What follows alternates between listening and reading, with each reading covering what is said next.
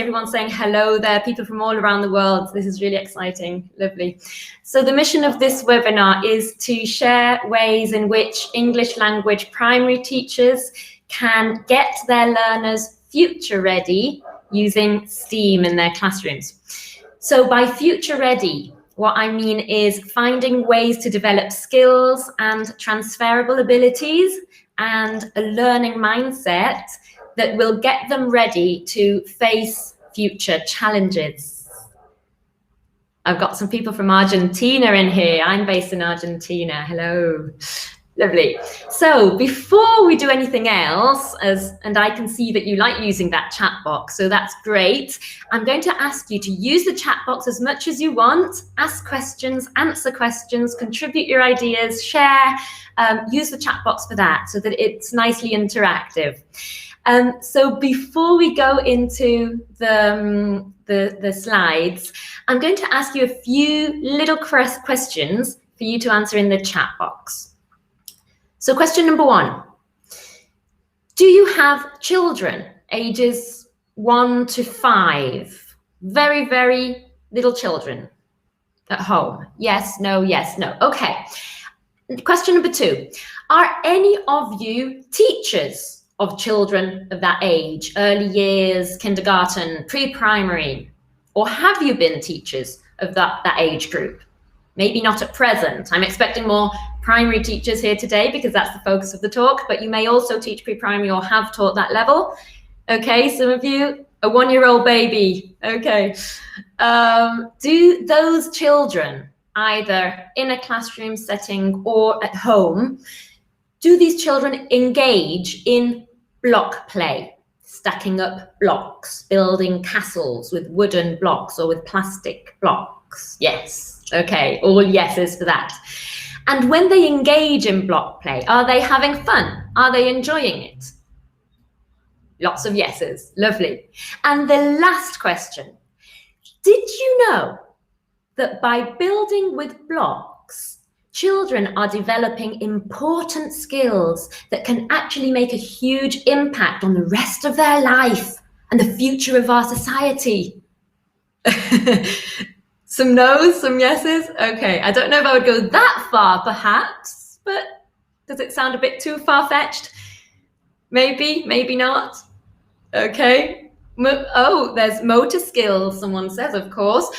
Food for thought. Let's think about that. So, what does block play teach us?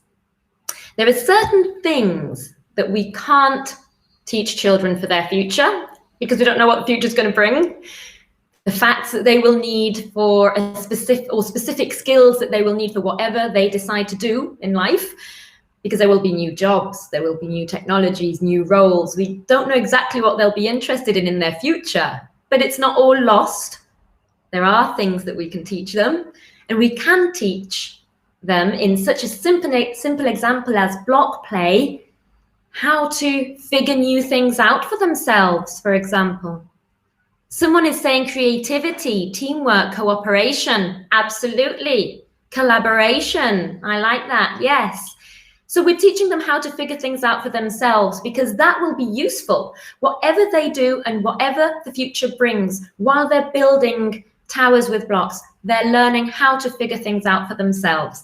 When children are engaged in play, like block play, they're curious about how it will work best. They give it a try. And through these experiences like block play, we can teach learners that if you try something, well, it doesn't work, well, you can try again. They learn to persevere.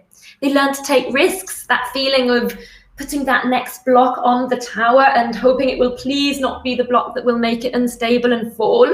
That feeling of taking risks. And then if the blocks do fall, well, they need to accept that sometimes you're going to fail, and it's okay.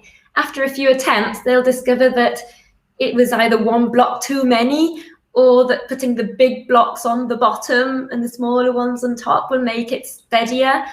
And they're discovering the concept of stability, which in our STEAM experiences, that would be engineering.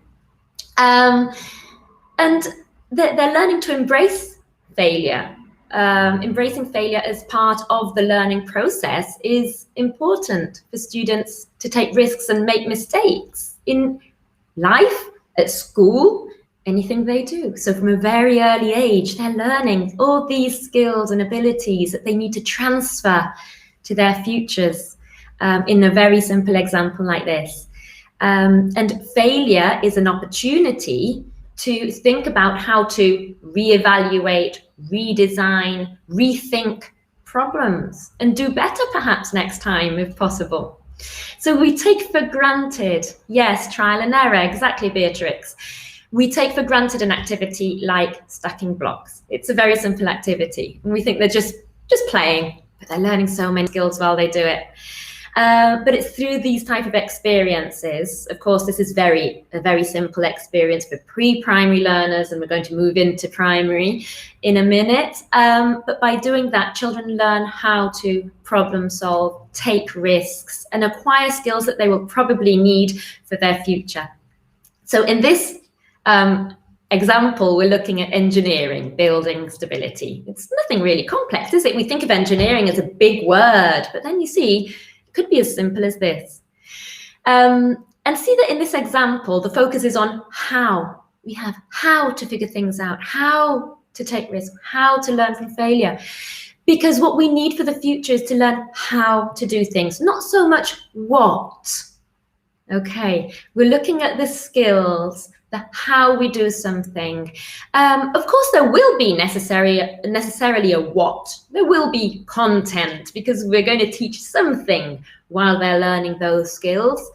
So there will be some sort of concept or content, in our case, vocabulary, grammar points, that will be embedded in the STEAM experience. But the focus shifts onto the how. How. What we're learning is the skills that we take from engaging with those whats, with that content. Okay, so these are skills for life. We're always learning how to figure things out for ourselves when we're faced with new situations. We keep learning how to persevere in different contexts, how to come up with new solutions to different problems. There's always a new problem in life for which they will need certain skills. So it's a way of offering opportunities to play around with these skills and rehearse them before going into real life and actually having to perform those tasks with those skills. So give them lots of practice when they're very young to be able to cope with new and difficult and challenging contexts in real life. So just in case someone is not familiar with STEAM itself, dominoes. Someone is asking, Doris is asking about domino. Yeah, dominoes. How many skills are you learning when you're playing that game? Fantastic. All those simple games that we think, oh, just play domino, that's fun. And it's not just fun.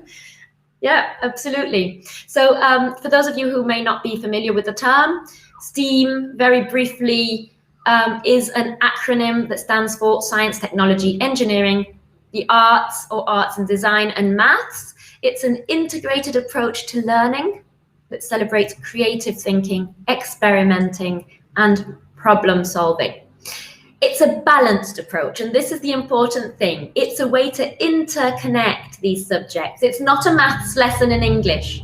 It's not a science lesson in English. What we want to do is we want to interconnect these subjects and combine it as well with language learning, because the context would be English as a foreign or second language context. So the thing with STEAM disciplines is that it requires not only content knowledge, not only knowing the facts about that science experiment or the maths to solve the problem, but thinking about the skills and the abilities, such as you have to be curious to do that science experiment, to solve that maths question, to compare information. The main point is to develop a strong learning mindset, which will be useful for future, and that are transferable abilities that they can use in different situations. So through its experiences and challenges, or STEAM projects, call it what you like, it's a model that promotes lifelong learning skills. So the point is that STEAM fosters a liking for art, science, technology, discovery, curiosity in general.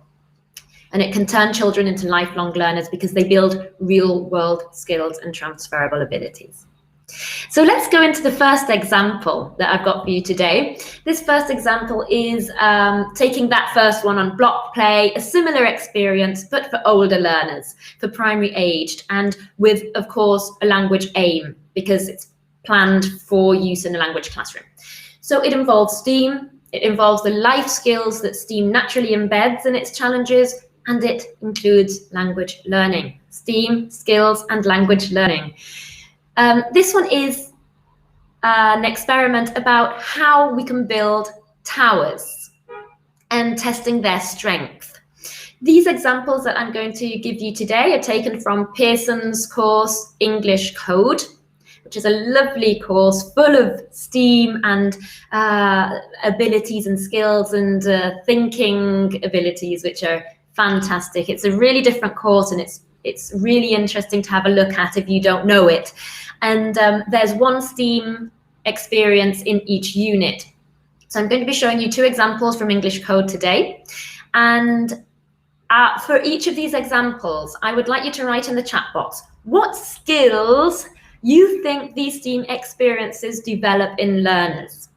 Okay, so I'm just going to read you through the activity, and you just brainstorm in the chat box whichever skills come to mind as I walk you through it. So for example, if you hear a step in the STEAM experience that makes you think of collaboration skills, then you write collaboration in the chat box, okay? If you think, well, I don't want to give you too many examples because then you'll just say what I'm saying, but I think openly. There's no right or wrong answers, okay? Just whatever connection comes to mind in terms of skills, write that in the chat box, please. Okay, so in this STEAM challenge, learners explore structures and stability by building towers. They're going to build two types of towers. One is going to be built with spaghetti, dry spaghetti, and joining the spaghetti with clay. If you can see that example where it says you need spaghetti and clay, you've got the picture there. And they're going to make another tower using cups and construction paper. Okay. They're going to learn about building materials and their strength. And then they're going to test the strength of their towers by placing books on their towers and see if they fall or if they're strong enough to hold the book in place. So first, learners are going to watch a video about building, and they're going to tick and cross what they need to build a house with: bricks, wood, cement, straws, steel, spaghetti. They're going to look at those different materials and see which of those are strong and which of those are used for building. Learners listen to an audio track and read the text, a little short text there, to learn about strong houses, learn that they're made of cement, bricks and steel or wood, and have to circle the house at the bottom that they think is strong, depending on what it's made of.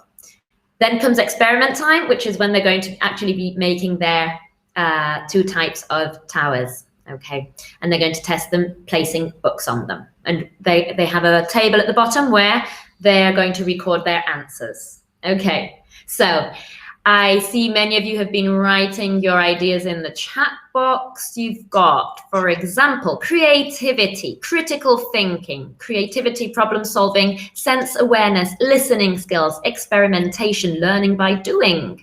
Lovely. How to work with different materials, learning about reality, matching parts, teamwork, creativity and design, cooperation.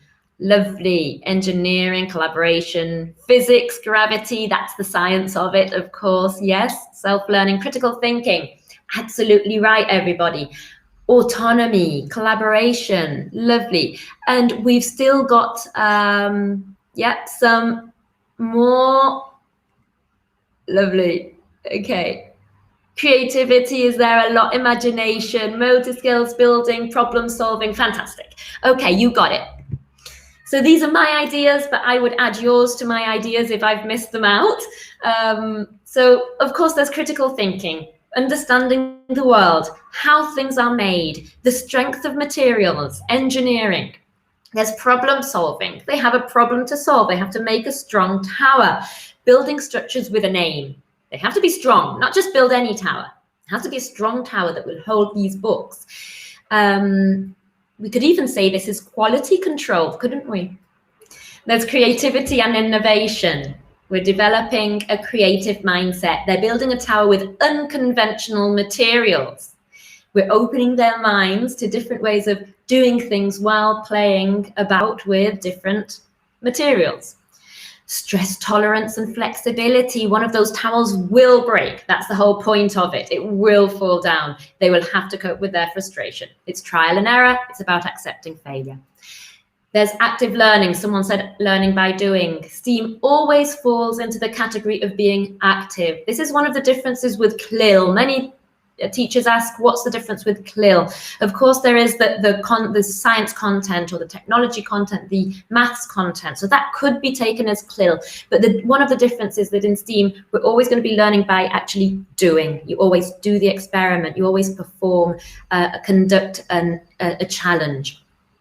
So learners learn to be active, to be proactive. It's learning by doing. And if it doesn't work, you think of a different solution and try that. And it's up to you to do it, not someone else. Does that relate to real life or not? Don't you find yourselves in situations all the time where you take an action, you don't feel it's good enough, so you have to think of another possibility? It happens all the time. And that's what STEAM is all about, isn't it? Okay, so Federica's asking, how can STEAM be useful in learning English as a second language? The idea is that STEAM isn't something separate from what you do in the classroom, but it connects to it. So what we're doing is we're helping learners make all this content a bit more real by actually engaging with it and doing something with it, not just reading the words off a page or writing sentences, but actually working with those ideas. So in this case, they're learning all about different types of materials. They're learning words like house, bricks, wood, cement, steel. And in this experience, they'll be creating their towers so that they can actually engage with materials, different types of materials, and give their explanations about what type of materials would be better to build houses. And they can actually engage with that and give you a proper answer because they've been working with those ideas, not just listening to a text or reading it and repeating what it says, but actually trying it out for themselves. So that's what makes it very powerful. If we're going to be looking at the future, what I'm going to do right now is I'm going to get my crystal ball and I'm going to try and look into the future and see what it brings. My crystal ball tells me that many of the things that a typical student learns in school today will no longer be relevant. Not something very relevant to learn anyway. Traditionally, knowledge about the world meant learning certain facts, like Columbus discovering America or how much 6 times 3 is. And we were evaluated on the basis of knowing those facts. But now the need for children to learn facts is diminishing. Facts are just a Google click away. We can find information much more easily than we used to. We can find out information very quickly. We've got Google, we've got Siri. You can just ask Alexa. So we can, the robots are the ones who know the stuff today. But we need to know what to do with that information. We need to make sense of the information. We need to know how to tell the difference between what is important and what is unimportant. So STEAM being hands-on and experiential means that learners don't learn facts off a piece of paper, but if they learn a concept, it's because they have been playing around with that concept and discovering it for themselves. But paramount are those skills that they're learning while playing with those concepts. That's why one of the focuses is on how more than what, although of course there's always going to be a what to work with those hows. My crystal ball also tells me that people will have to solve problems that we don't presently have. So the challenges that learners will face in the future will probably be very different from those that we face today, and the challenges that we're used to facing today. So they need skills that they will be able to transfer to the different situations they will encounter. And they need to be adaptable to do that. There will be new words. Zoom is already a new word that we all use now, isn't it? It could replace Z for zebra, couldn't it, in our alphabet song? It's now become Z for Zoom, hasn't it? Or instead of I for igloo, it's now I for iPad. So language will keep on transforming itself. And there might be words that replace these and are newer still. I don't need my crystal ball for this one. M for muted, says someone, yes.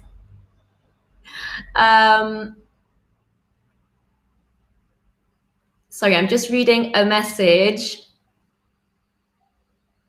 Okay, and so one of the things we don't need the crystal ball to understand is technology. Technology will not be the technology we use today. Technology is always changing in this fast pace, and emerging technologies will evolve as well. And our technology that we know today is going to be replaced by new ones, sometimes unimaginable ones. That's why people need to be adaptable. Haven't we learned about being adaptable these days? Hey, last year, this year, we're becoming very adaptable, haven't we? And someone here in the chat box that I was just reading, Marina, is saying that we have managed to adapt very well. Yes, most of us teach online, learning new technologies every day, and you keep up with your students, and that's what we need to do, absolutely. But it has been hard, hasn't it, having to suddenly adapt to all these new changes. And so this is why a focus on skills is very important, so that this sudden impact can be reduced a little bit if we are already prepared to be flexible, if we are prepared to be adaptable, if we have practiced that before, then we'll be more ready for those fast changes in the future. So another thing that my crystal ball is showing is that people will have to apply for jobs that don't exist today. That's the employability factor. Some say that 20 years from now, the majority of job openings will be in STEM fields, will be in science and technology. So anyway, any employer, whatever job it is, will prefer workers who know how to problem solve, who are ready to communicate well, who know how to work collaboratively because they've practiced that before, that know how to be creative and have a creative and learning mindset to work with. So in terms of the employability factor, I have a quote here for you. Children come to us as creative, curious beings, eager to interact with the environment.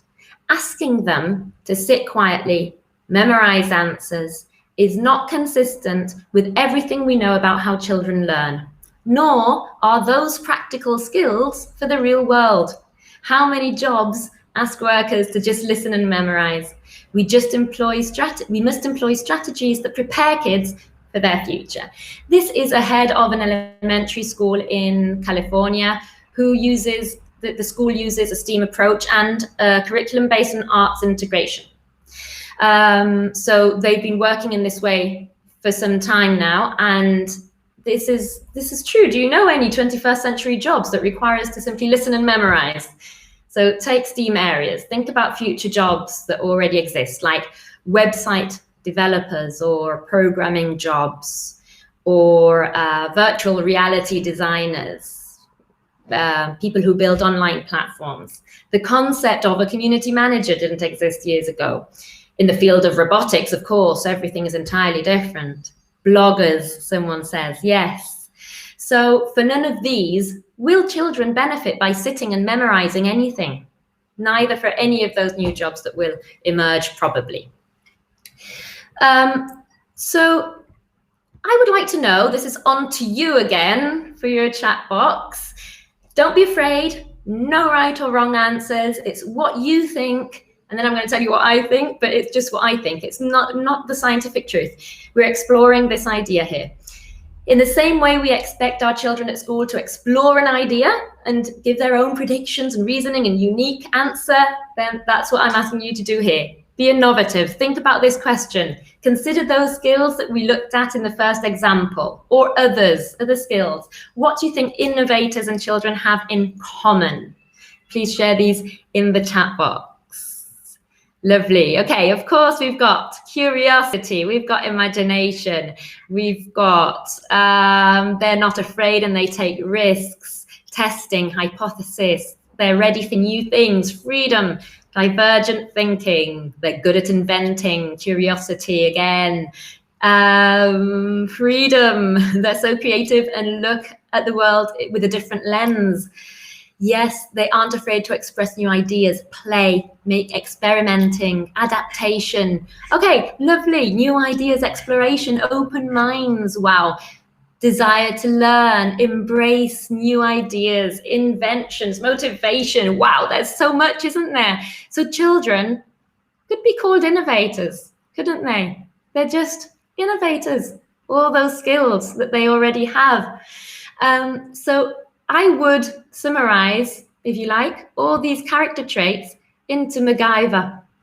For me, MacGyver is what innovators and children have in common. Do you think this character has innovation skills? Although an innovation skill set may sound like a modern trend, well, it isn't. Every invention was made by an innovator. It's not a modern trend. It's just that we're looking at how we can help learners have these skills so that in the future they can lead their lives a bit more, they can lead their jobs a bit more, and they can be more present in what they do and be self-paced and self-determined and self-motivated. So the tasks that MacGyver carries out are very innovative. He's a problem solver, a smart thinker, someone says. He has creativity traits that would make him very successful in the future. So these are just some of my ideas. Again, not right or wrong, just something to think about, and some that you mentioned too are here, and others that I would add. Those are those three little dots at the end. Children are curious and creative by nature. They like finding things out. They use their inbuilt inquiry skills. In the future, they will need to come up with new ideas, not to be told what to do. Sit there and be told what to do. No, that won't work. Children love solving problems. If you give them a problem, they will probably naturally want to find a solution to it because there is something meaningful in there. There's a reason to do it. The problem gives them a reason to do it. They're critical thinkers and they can come up with new solutions. They're collaborators. Despite their differences, they collaborate with each other, no matter how different one is from another. I'm talking about young children here. Okay. Communicators, most children are, or young learners are comfortable talking and communicating with others like they are playing or working together. Many of them haven't yet developed a strong sense of self-awareness yet, not as strong as teenagers. And so they're usually quite good group players. So because of this sense of belonging, of that little self-consciousness that they're still developing, they are fine taking risks. And this is how they learn every day, doing new things. They're risking all the time because there's a lot about the world that they haven't mastered yet. And they're just trying things out. So I would add all those others that you have mentioned as well that were lovely. Yes, someone says children do not have any preconceptions about trying just what they want, but they're going to be listening to others and they have an open mind, don't they? Yes. So these are the, according to the World Economic Forum, the Future of Jobs report, this is the list of the top 10 skills of 2025. So these character traits that we just looked at are what employers are looking for, and the top skills that learners will need in 2025. The trend is to talk about so-called innovation skills for an innovation-driven world. So it's all about innovation when you look at that. But really, these are skills that will be used for any type of job.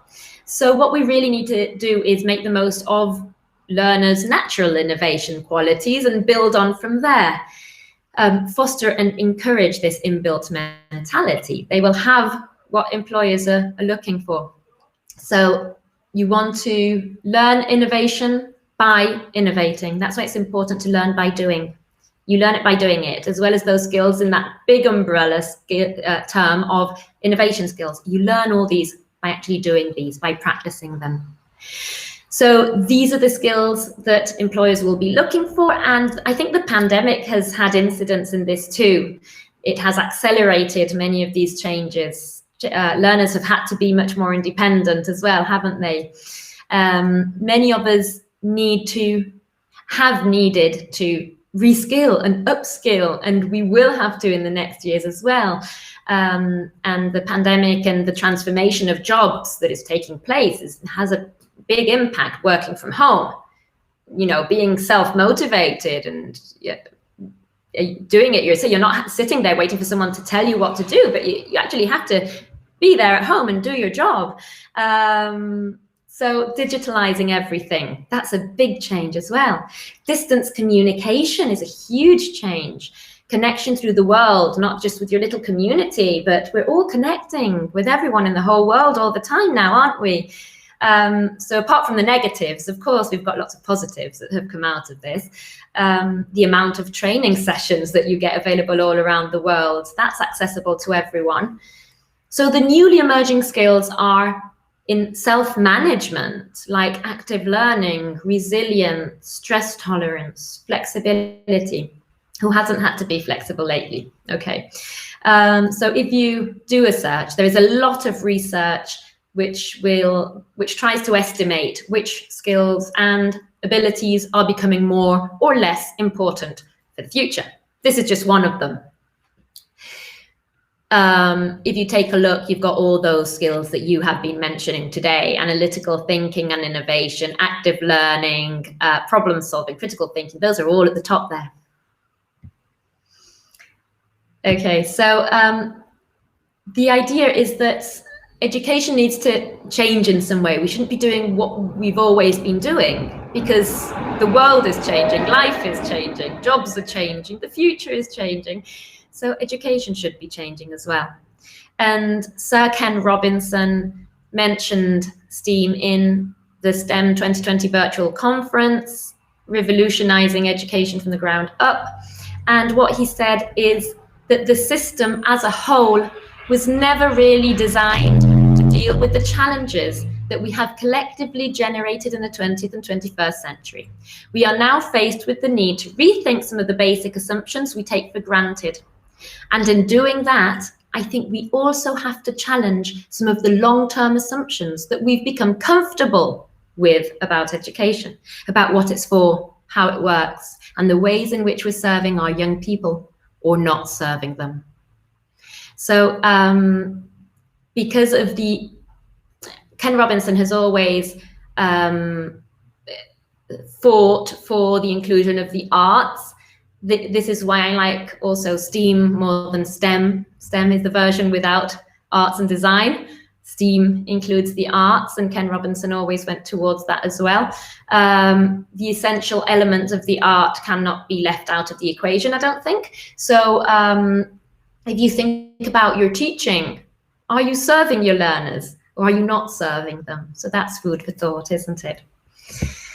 So this is the last example I'm going to be giving to you today, taken from English Code again. And this STEAM experience is called "Why Do Birds Have Different Shaped Beaks?" Okay. So this is for level 5. So it's quite a higher level already than the previous one. And again, have a little think about the skills that you think we're developing in learners while doing this experiment. What learners will do, I'm going to read you through it, and you can write your ideas in the chat box. Okay. So experiment time. Why do birds have different shaped beaks? First of all, learners are going to look at different birds, and they're going to have a look at their beaks and think about how they're different. Some will be long, some will be short, some will be pointy. And why do you think that is? And they're going to answer, what do they think the birds eat? because of course their beaks have got to do with what they eat. Some beaks are used for fishing, so they eat fish. How do you think they catch their food is the next question. What learners are going to do next is choose 4 different tools to use as beaks. For example, tweezers, toothpicks, spoons, chopsticks, any type of tool they could use to transform into a beak. And 4 different foods like rice, popcorn, or anything small like that that they could grab with their homemade beaks. In the charts, they've got the different types of beaks at the top to complete and the different types of food that go down. So they are going to complete their chart with the different types of tools and food that they will use to do the experiment. And first of all, they're going to predict, because this is an important part of the scientific cycle, isn't it? First, what do scientists do? They predict, they write down their predictions, they test, and they write down their conclusions, don't they? So the hypothesis is there as well. So that's part of the science of it. So they're going to predict and they're going to write which beak will be best at picking up which food. So food number 1, I think beak number 2 will be best, for example. Or for food number 2, I think beak number 4 will be best. So they're going to predict first without even trying anything. How many pieces of food can you pick up in 30 seconds with one of those beaks? So they're going to have to try that, like a bird, picking up the food in 30 seconds. See which one is best. That's how they're going to test their predictions. So that's quite fun as well, isn't it? And then they're going to jot down their conclusions. And what they're going to do next, of course, is when you predict something, you test something, then you're going to compare results. So they're going to compare their results and say whether the predictions were right or not.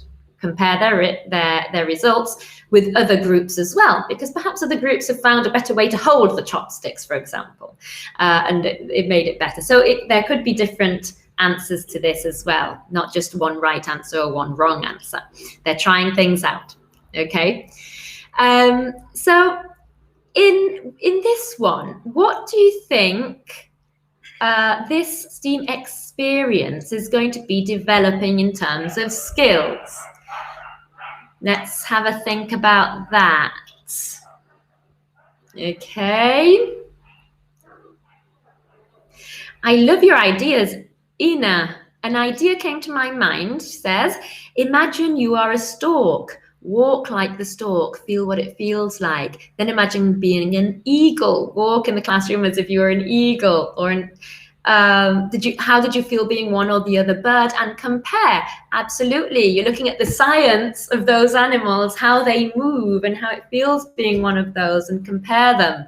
Of course. Yes. So you're getting very creative with these ideas, and that's the whole point of it, really. It's bringing something different into the classroom and not only developing creativity in your learners, but also developing your own creativity. And I see that that's happening. That's lovely. Yes, and that is actually, that idea, Ina, is including the arts as well, because the arts we look at in an umbrella term, and part of the arts is drama and movement, not only visual arts. So absolutely, you could add that to your STEAM experience. That's lovely. So some of you are saying food chain, experimenting and exploring the world of birds. Yes, imagination and creative thinking, observation. Important. Yes, imagine and act accordingly. Good. Critical thinking, comparing logical skills, logical thinking, exploring the nature, making conclusions. Fantastic. Okay, so these are the ideas that I came up with for the skills, which are analytical thinking and innovation, because learners are going to be using tools in a new way to develop something different to what it is. They're going to use a chopstick as a beak. So they're going to be using it in a different way. That's very creative, and they've got to think about that. They're using their ability to transform something into something else. That takes a lot of creativity, turning tools into beaks. And the process of imagining what could become of something. There's active learning, of course, they're learning by doing, learning that they need to be responsible for their own task, do it themselves, not rely on others to do things, but actually do it, take the responsibility of doing it, comparing, etc. There's critical thinking, understanding the world, that is science, observation skills that someone said, analysis, predicting. It's what scientists do. They predict, record data, conclusions, and compare. Problem solving, even decision making. Which tools are we going to use to resemble each type of beak? So you look at them, you observe those beaks, and then you think of tools that could resemble them, and you're making decisions about this at the same time. You're solving that problem. Learners are taking ownership over their decisions, over the tools. They're given the possibility of choice as well. There's creativity, there's innovation, and there's originality. There's also collaboration if they're doing this in groups. Preferably, STEAM would be done in groups so that learners can work together and learn that skill. So if in every STEAM activity they can work in groups, they'll be learning the skill of collaboration, which is a big term for cooperating, empathy, working as a team spirit, positive spirit. So there's a lot learners learn when they're collaborating and working together. But of course, it's not always possible nowadays if you're doing it online. But if it's done in the classroom, if you can work in groups, that's fantastic. So there you go. There's a whole range of skills that we want learners to practice and to keep, because they have many of these skills, but we don't want them to lose them. These are skills children already possess. So we don't want them to be losing this big asset for their future. Yes, of course, Federica, they reinforce team working if you can get them to do this in groups. And all STEAM activities should be done at least in pairs, but preferably in groups if possible. And Zainab says they trust each other through collaboration. Absolutely. There's a lot involved in collaborating. And Ina continues with her ideas. The kids choose to be whichever bird they feel like, can speak about their feelings, and including psychological issues as well. Wow. Okay, that's a lovely exploration of what birds are and how birds move, and even what they're thinking, perhaps. Lovely. Very creative, Ina. I love it. Irina says that STEAM is absolutely fantastic, so I'm glad about that, but it's very hard to use this approach online, she says. Yes, you would have to work on it in a very different way. Of course, the collaboration that we want to achieve would be difficult if learners are at home, but I have heard from teachers who have done it online, and what they do is they have their synchronous and their asynchronous platforms, and what they do is they send them information about the STEAM experience on the platform. They send them a video, perhaps demonstrating one bit of it or a part of it. You don't want to do the whole thing for them. Think about the experiment about the towers. If you do the tower and demonstrate it and one falls and the other one doesn't, you're giving it away. So you don't want to do the whole thing in a video if you're going to be doing this online. You just demonstrate what sort of thing they have to do so that they can understand what they're expected to do, but don't do the whole thing for them and give away the answer. But you can always put up the information online. You can send them a video demonstrating, or you can present it to them while you're doing your synchronous class. And then ask them all either, again, two options. Either they do it at home, record a presentation about what they did, what the predictions were, and what the conclusions were. You decide how you can do it, or you ask them all to come to that synchronous lesson, and in that synchronous lesson, they can actually do it there with you. So they could be building their towers or using their chopsticks to pick up the rice for the birds' beaks. there and then synchronously, and you can see what everyone is doing. So there are ways of doing it online. Of course, it's better to do it in the classroom. I think everything is better to do in the classroom, don't you? Or at least most of the things we do are better in the classroom. But yes, for STEAM, it's lovely to be there and be able to monitor and see what they're doing and how they're working and support them and ask questions. So all that is really important as well. So let's go back to the slides. Okay.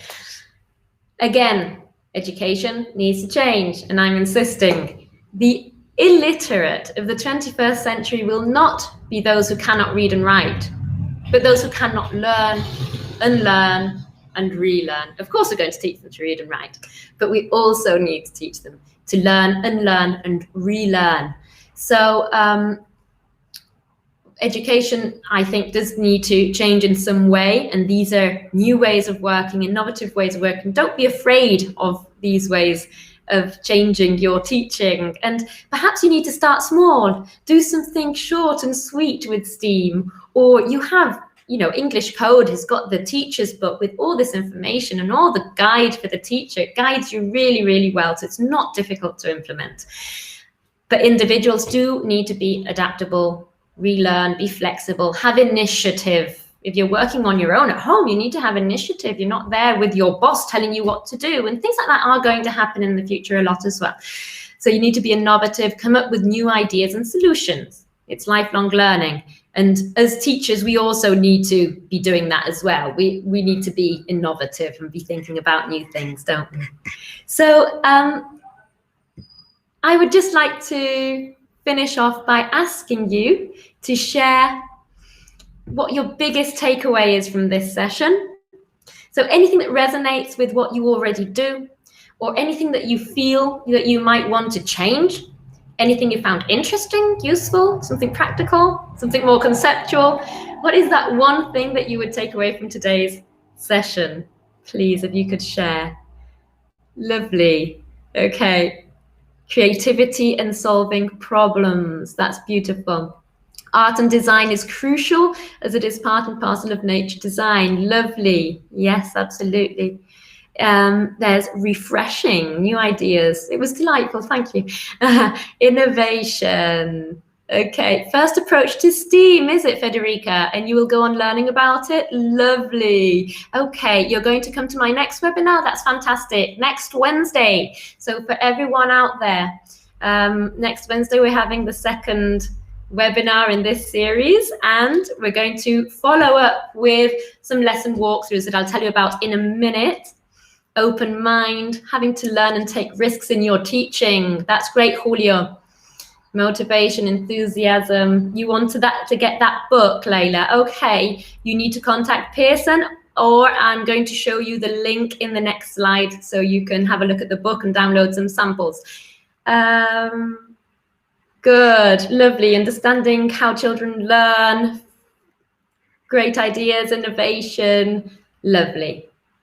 The consequences of playing domino and building blocks. Lovely, Susanna. Yes, sometimes we don't think about that, do we? We just think we're just playing, but no, there is a lot that comes from that.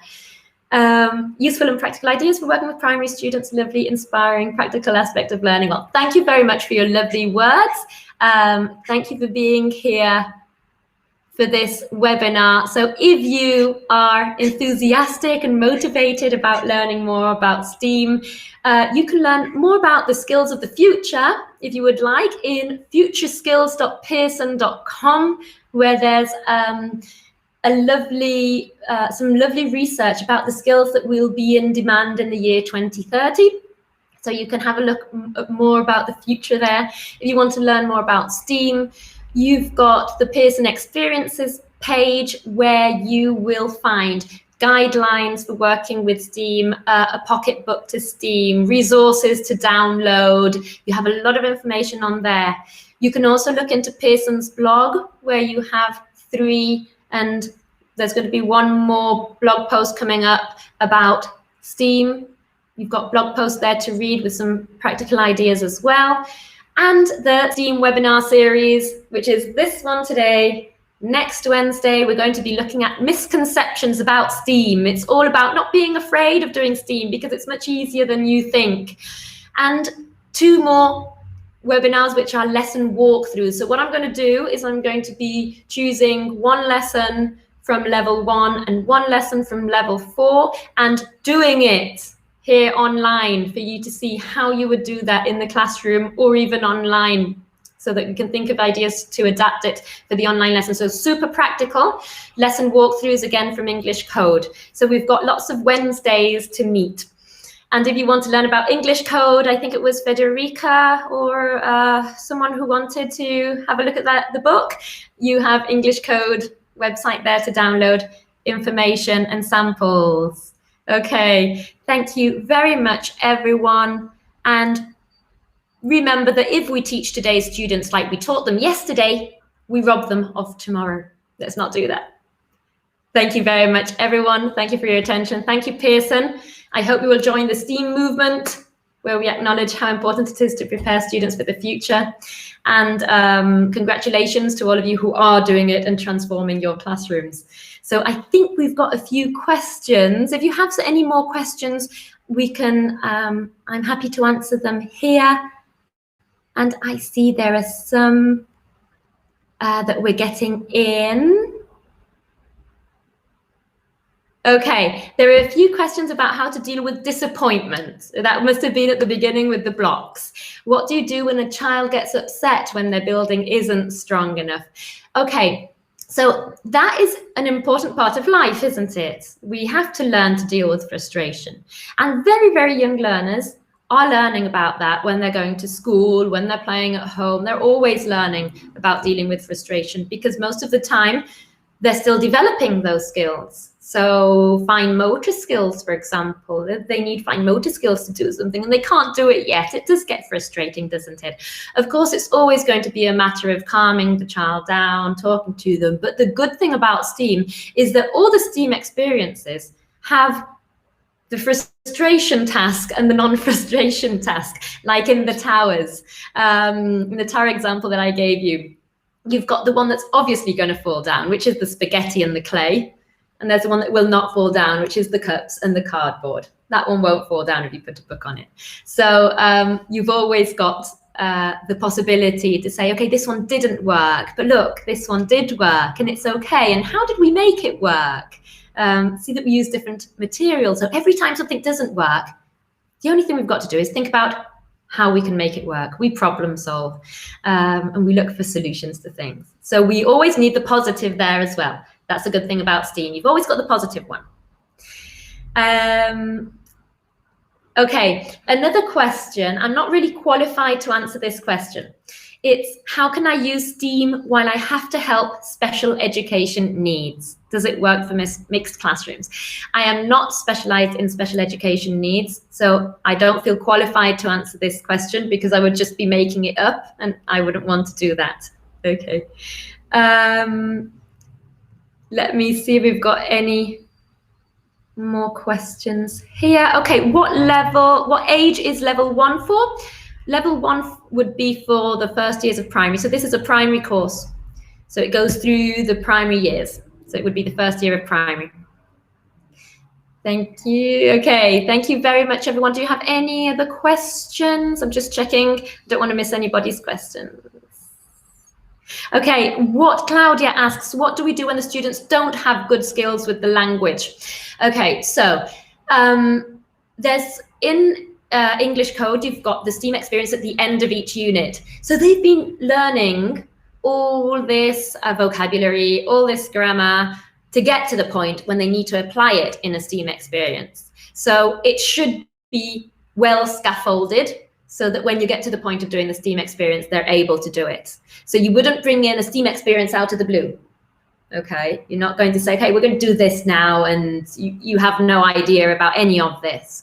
They're going to be learning all that language that they will need for the STEAM experience beforehand. So they should be ready to use it. Okay. Ahmed is asking, what is the best course of STEAM to be adopted in our school? Well, English Code, of course. Thank you very much, everyone, for your for your comments. English code is actually, I see that that the question is there again. English code is actually great. I've been looking at it a lot to create all these webinars and the experiences page, and it is really fantastic and really different. A lot of code breaking, and every section is called lab, language lab, and you've got the phonics lab, and that all relates to the science and technology idea, doesn't it? So it's really an innovative course. Okay, thank you very much, everyone. Do you recommend using only L1 when teaching STEAM, or using L2 is acceptable too? Well, that depends on your context as well. You know, there are contexts where teachers are asked to only use L1, L2, and are not allowed to use L1. So that really depends on your context. You can do STEAM only using L2 if you're scaffolding properly, if you are leveling it down or leveling it up. Don't make it too challenging, but don't make it too easy. Of course, it always needs to be just right. And you can do STEAM experiences by using L2 alone. But if your context accept using L1 and there's something that you feel you need to use it for, then okay, perhaps you will lean into L1 if you need it. But you can perfectly well do STEAM using second language or foreign language alone if you're scaffolding it well, you know. Okay, thank you very much, everyone. I hope I've answered all your questions. All right, thank you. Thank you very much, everyone. Thank you.